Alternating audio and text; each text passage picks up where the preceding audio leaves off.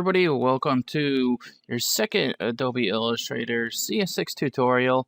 My name is Buddy Blackford, and I've been working with you guys on the past couple Adobe tutorials. I did After Effects CS6 and Photoshop CS6, so now I'm on to Illustrator.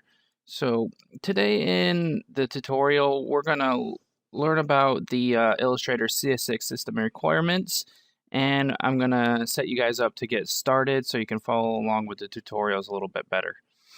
So first of all, let's go over the system requirements. I'm going to bring a file over, or a page over, and you can find this in the Adobe help. And Illustrator has some minimum requirements. They're not too high, but you pretty much you need to follow these so that it will work correctly. So if you're trying to use like an old ass laptop or something like that, it's not going to Illustrator CS6 isn't even going to work. So make sure you have some of these things. So for Windows, you're going to need the Intel Pentium 4 or the Athlon 64 for AMD. For Macintosh, you're just going to need the 64-bit Intel-based multi-core, and pretty much all you really need. You need 2 gigs of hard drive space. You need 1 gigabyte of RAM for the 32-bit and 2 gigabytes of RAM for the 64-bit, but 8 gigabits is recommended for using this program because it'll make it run a lot faster. Now you want to use, you want to have a pretty good monitor, and you want it to be in HD. You're going to need a 16-bit graphics card, and those are pretty much what you really need to get into this. I can't really think of anything else that you absolutely need. So there's a couple of things that you might want to know when you're working in Illustrator. The first thing is that Illustrator has a preferences file, and you can find that if you go to Edit, Preferences. This isn't the file, but these are where the preferences are. Now I can go over these for you, but these are all the default preferences. And the quickest way to do that, to get the default preferences, so that they'll be like exactly like mine and you'll see everything like I have here, is to go into your preferences file on your computer and delete it. And the way you could do that, and I pulled up another page, this is also on the Adobe help page. If you go to Illustrator CS6, this is where your preferences files are going to be for these different OSs here.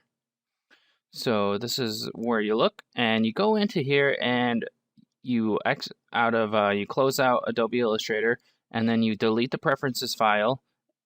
This is for if you already have messed with the preferences, and then you start Adobe Illustrator again, and it'll automatically bring in a new preferences file that you can use, and it will be the defaults. So that's how you reset the defaults for the Illustrator CS6.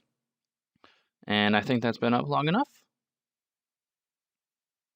Another thing that I wanted to go over was the different types of Illustrator that we've got here. We've got a 32-bit and a 64-bit mode for Illustrator. And the 32-bit and 64-bit refer to a way that the computer processes information, the CPU more precisely. And let's see if I can go into mine. Here we go. If you look up here, we've got Illustrator CS6, that's just the regular, and that's the 32-bit, and then you got Illustrator CS6 64-bit. Now, a 64-bit system, it handles RAM more efficiently, and what it does is if you have more than 4 gigabytes of RAM, 4 or more, then it's going to be able to use that. When you're using the 32-bit, when you start going over that amount of RAM, it's going to swap to the hard drive, and that decreases your performance. So if you can, go ahead and use the 64-bit mode. Another thing that you need to be aware of when you're using the 64-bit or when you're using the 64-bit mode is that any plugins that you were using before, if they were in the 32-bit mode, they're not going to work in the 64-bit mode.